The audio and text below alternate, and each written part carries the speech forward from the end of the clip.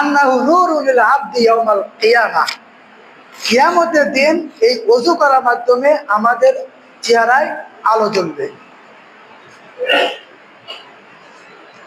রাসূলুল্লাহ সাল্লাল্লাহু আলাইহি ওয়াসাল্লাম বলেছেন, তাবলুগুল হিলিয়াতু মিনাল মুমিনিন হাইসু ইয়াবলুগুল ওযুহু, মুমিন বান্দার ওযুর পানি যত জায়গায় অঙ্গ প্রত্যঙ্গে পৌঁছেছে সব জায়গায় কিয়ামতের দিন আলো জ্বলবে।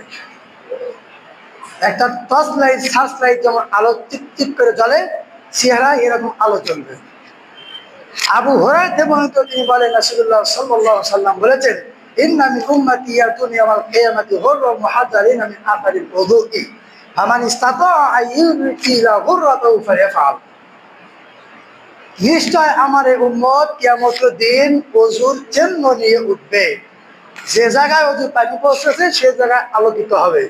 যে চায় তার অঙ্গ প্রত্যঙ্গগুলো আলো জ্বলুক, তাহলে যতটুকু ধুতে বলেছে তার চেয়ে বেশিও ধুতে পারবে। মানে হাত কোণে পর্যন্ত ধোয়ার নিয়ম। আপনি যদি কিয়ামতের দিন ওযু করার মাধ্যমে অঙ্গ প্রত্যঙ্গ আলোকিত হবে, আলো জ্বলবে, এই উদ্দেশ্যে বেশি ধোনারও ধুতে পারবেন,